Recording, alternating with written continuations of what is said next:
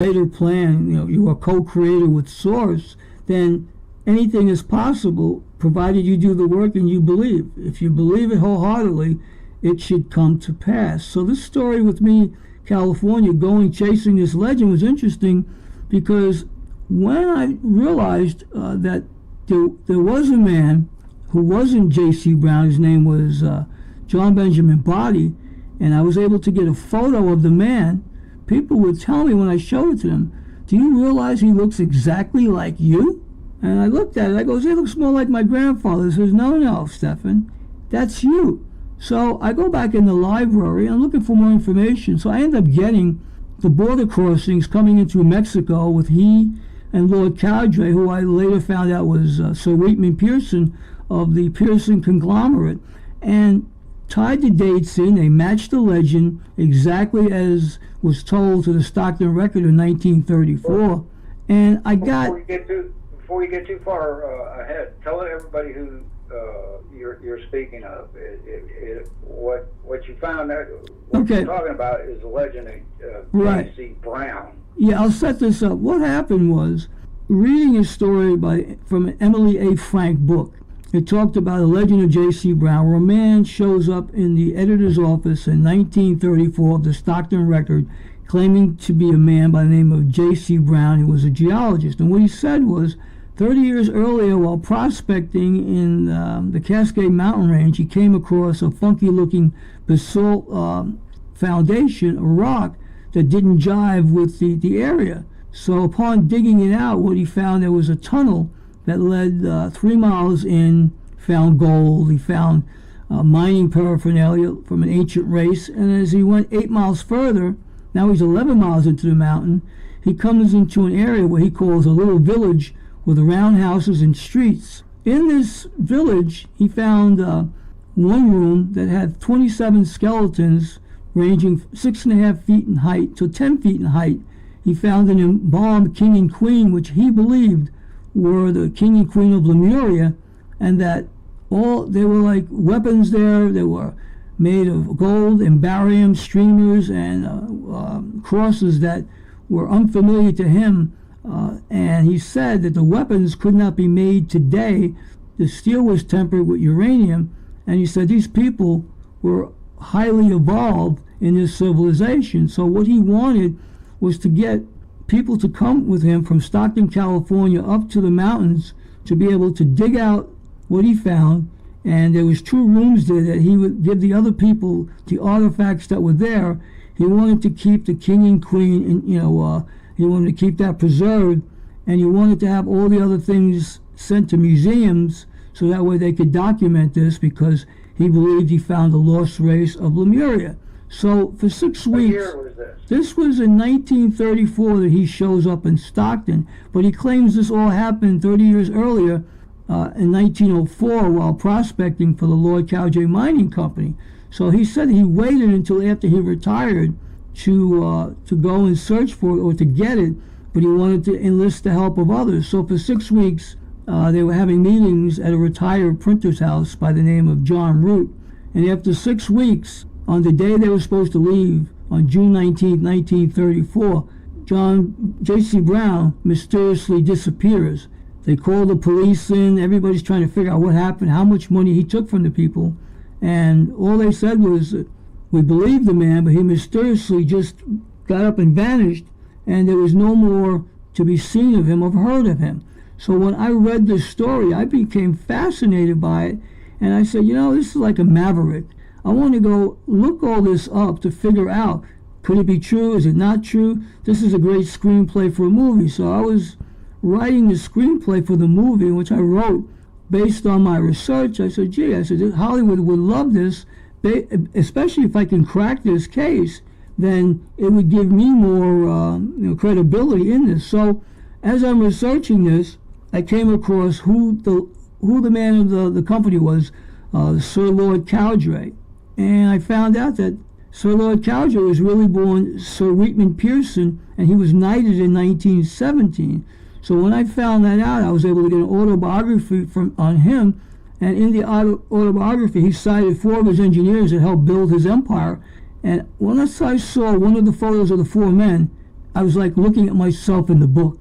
So I made copies of the book, and I went back to the other library. I said, okay, now that I know the real man's name of the legend, and now I believe that I know who J.C. Brown really was, let me go through border crossings into the United States, because I know these guys are British, and that they came into the country, and they just happened upon this, and it was like by mistake.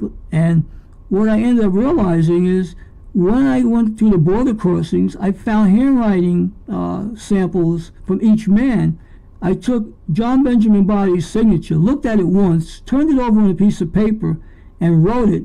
And when you looked at them, they were identical. So I did a video on that. It's on my site, legendsandmystery.com, to show that I have the identical handwriting of John Benjamin Body, who signed the manifest in 1904, and I'm signing it now, 100 years later or more, and it's a bullseye. The photo that I put up, the reincarnation photo, I was in a studio in Michigan, and we colorized the photo of John Benjamin Body, and then we got me to stand on a wall in the same angle as the photo was taken with John Benjamin Body, and then morphed me into his photo, and the photos line up. It's a bullseye. So you're the reincarnation. Absolutely. And to make it even more interesting, upon doing more research, he named his daughter Millicent. My mother's name is Millicent. Now that's odd. Yeah, and I'll get another one. Not really a common name either. No, Millicent is a flower, and my mother's British and Scottish. John Benjamin Body was also British and Scottish ancestry. So here it is. The universe has an interesting way of connecting the dots for me. To make it more interesting, he spends 25 years in Mexico, where he had to learn Spanish because they built the Trans-Isthmian Railroad in Mexico, and as a result of it, they found gold there, and he became a multimillionaire. So the guy who shows up in 1934 told the people in the town that if people knew he was a multimillionaire, they would kidnap him. They tried to kidnap him 2 times before. So here it is. I find a man who's worth $40 million in 1934, proving that I had every angle of the legend locked up. So now, have you yourself gone and looked for this mine? Yeah, I've gone up to California. I know where one of the openings were. What happened was, right after I realized that I was I went into meditation for 9 days, and I asked my higher self, well, how did you do it, John? And what I got was, it showed me going through the Laredo, Texas border, coming up on the Pacific Railways, getting off the train at Dunsmuir, and me and my boss, Lord Cowdray, stayed at the Shasta Springs Resort. And while on the property, here we are millionaires drinking the effervescent water of Shasta in the mountain there.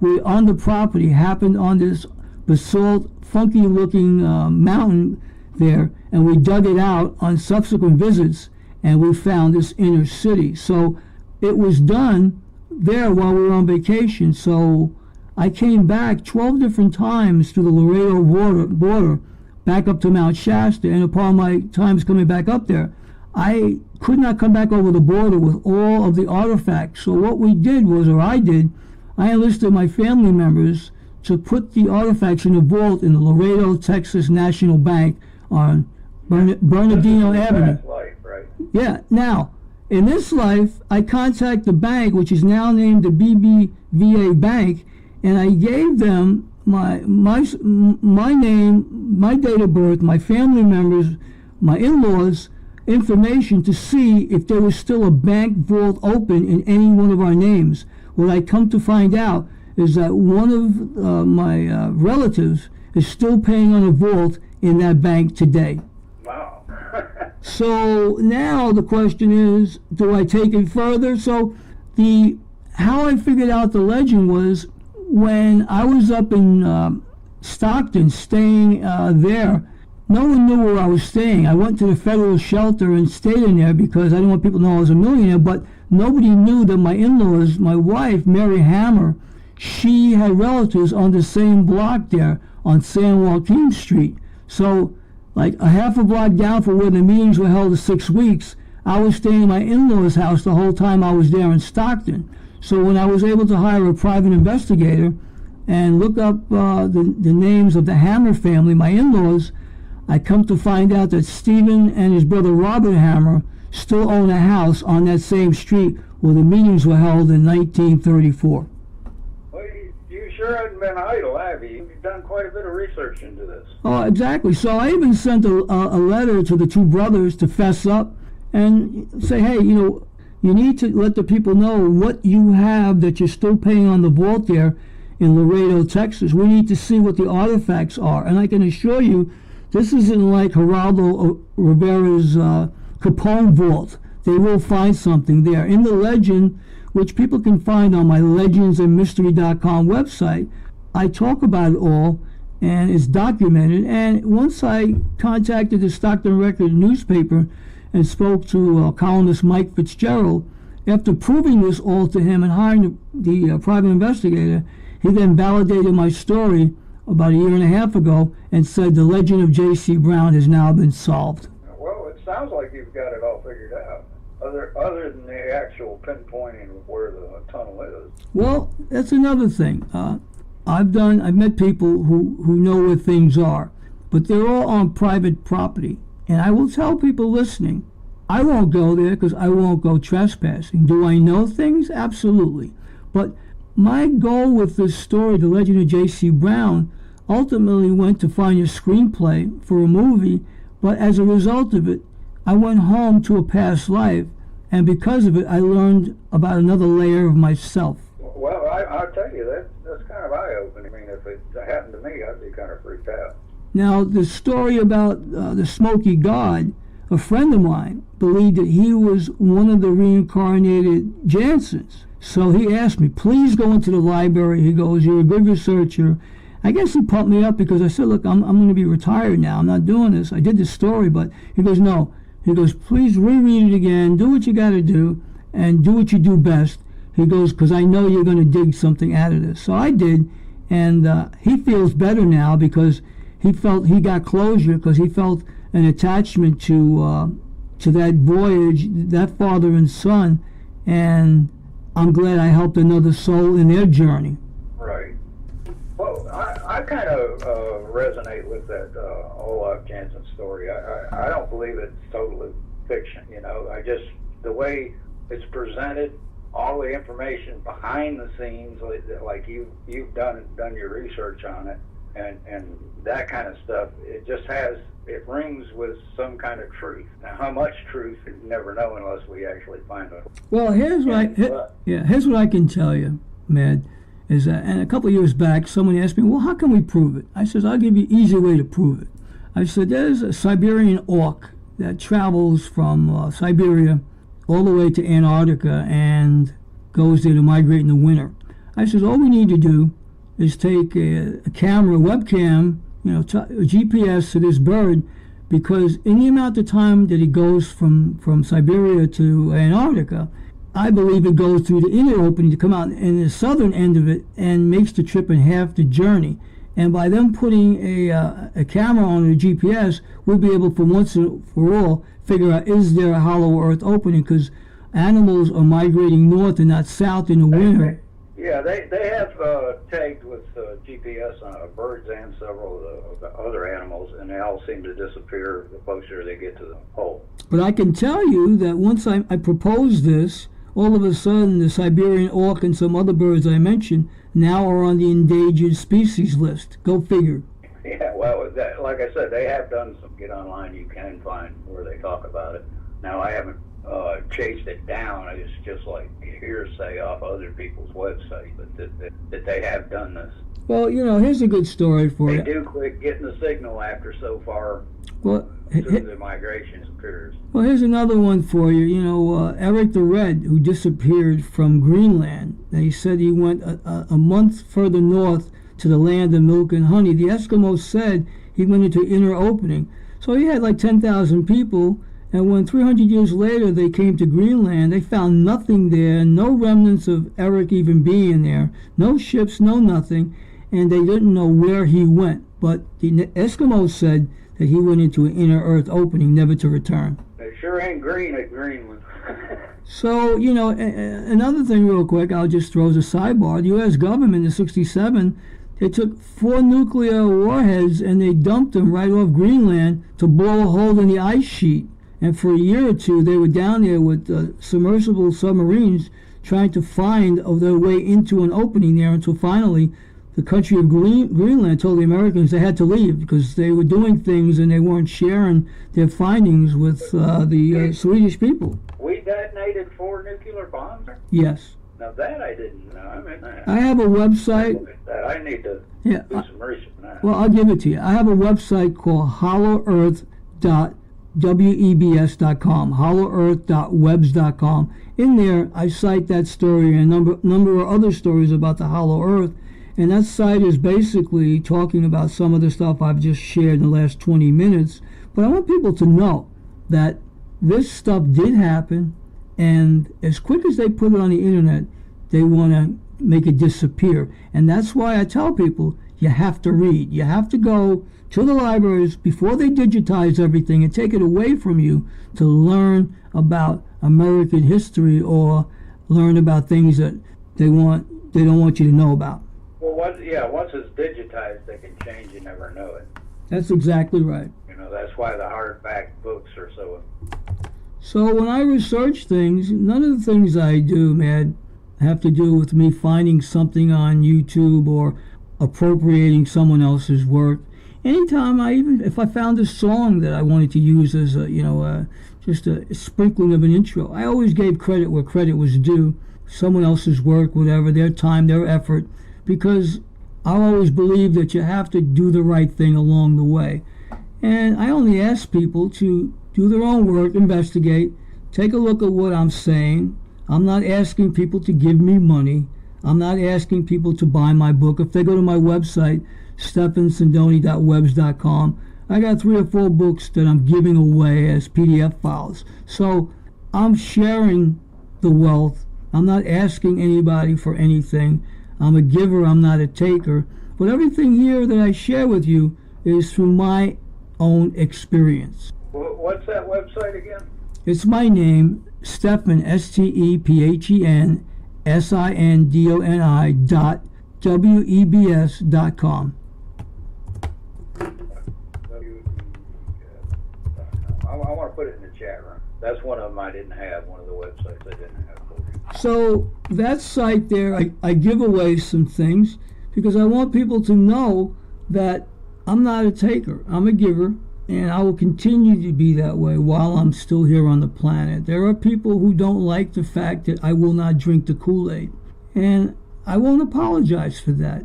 I realize that there are a lot of things that just are too hard to believe. It's a stretch of the imagination. And unless you do your research, or in some cases walk a mile in somebody's moccasins, you'll understand why people are being oppressed or why the truth quickly gets squashed and you never hear it again. Right. That website that I posted in the chat room is good. I just checked it. Right, and the other website that I mentioned was hollowEarth.webs.com. hollowEarth.webs.com. Right. And the third one I just made about a week ago, which is legendsandmystery.com. Yeah, that one I've been posting. So, I mean, I've got about 5 different YouTube channels, which I won't even mention. All you have to do is just put my name in the search bar and the topic, and it'll appear. There's almost 1,000 videos I've done in the last 10 years there. So I've got a large body of work to draw from. People want to hear me on coast to coast. I'm on their official website. I must have done a one. Oh, I didn't put Earth on it, duh. Sorry, I'm talking to myself. I'm trying to. Not a problem. No, it wasn't Mars. It was Earth. Yeah. I want to make sure they can find what you're talking about. And I appreciate you sharing that with your audience. Oh, that still didn't work. It's www.hollowearth.web.com. No. Right? It's. I would put in HTTP semicolon // and then hollowEarth.webs.com. Try HTTP semicolon / right? Yeah, and then hollowEarth.webs.com. It still don't come. Well, somebody doesn't want it to come up then. I might have. How do you spell hollow? HOLLOWEARTH.WEBS.com. Oh, I didn't put an S in it. Duh. That's all right. I'll get this right one day. I should have got this from you earlier. Yeah, that's all right. You know what? I didn't realize you had that many websites. Yeah. Well, that's the reason I have so many websites. I want to make sure that when it's all over, I got my 2 cents out. Yep. Yeah. No, so sorry. This page cannot be found. Huh. For some reason. Well, it's par for the course. But somebody out there who's in England or whatever, they try that URL, it'll work. I assure you that there's a website there. And these are some of the shenanigans, man, that I get, that people either try to keep me off the air or not let people see the links to my websites to realize that I am the real deal. Well, from what I've seen, you do the research, so, and that's my point. I'm just going to remove that from the chat room, folks. Sorry, you have not entered a message. No fooling, idiot. Well, like I said, http://hollowsworth.webs.com. Webs.com. So that's what I got. Well, I'm just letting you know, you got a gremlin out there not letting the people get to see, but they'll get to see it, maybe not during this live broadcast. When it's over, they'll be able to get that link to work, but I guarantee you it's there. Or they can just go to YouTube, put in Hollow Earth and my name, Stephen Sindoni, and about 20 or 30 videos will appear. They're all on YouTube. Yeah, I put your playlist. Yeah, so, I mean, whoever is trying to do this, I will just say to them, God don't like ugly. I hear that. So I don't get mad, and I don't get even. I just realize that I just do what I'm instructed to do and share the information. And for people that are tenacious, who really want to know, they'll try again a different browser or refresh their browser. They'll get that link to work, or they'll figure out a way. I've got, as I said, almost 1,000 videos on 8 different YouTube channels, 3 or 4 different websites. Just a matter of putting my name in a Google search in the right way, it'll all come up. We'll find it, believe me. Oh, I know people. People now have an insatiable appetite to learn more about what I've shared, because what I've shared is amazing findings that I don't have the imagination to make up. These are all things that I decided to follow up on research that were books, hard copy books, that I read them, followed up on them, used the computers to actually do the work to figure out, is it true, is it not true, and then I'm sharing my findings. And then I even went out, as I said in The Legend of J.C. Brown, I went on a 3,000-mile road trip to find these things. And interesting things happened when I went out there. I knew where I was going without ever being there. I had a bunch of people with me, even a film crew with me, and I was taking them on a tour, and they said, well, if you've never been here, how do you know? And I just smiled and said, I know what I know. And I left it at that. You believe what you want to believe. But one of our listeners out there got it working in the chat room, so I got it now. Well, that's what I mean. There's always one person who figured it out. And thank you, listener. I love you, brother or sister, because we got some great listeners now. I got to say that. Well, yeah, and I have a lot of respect for you. They were interested. That's good. Do what you got to do. I'll be right back with you. There's 139 people in our chat room. Wow, that's great. I'll be right back. Okay. Oh. By the hosts, guests, and call-in listeners or chatters are solely the opinions of the original source who expressed them. They do not necessarily represent the opinions of Revolution Radio and FreedomSlips.com, its staff, or affiliates. You're listening to Revolution Radio, FreedomSlips.com, 100% listener-supported radio, and now we return you to your host.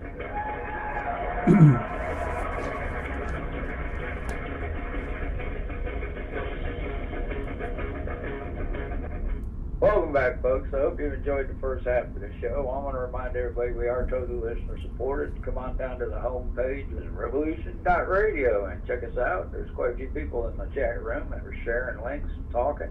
It's a nice place to meet like-minded people. And while you're there, you can check out the stuff that we have.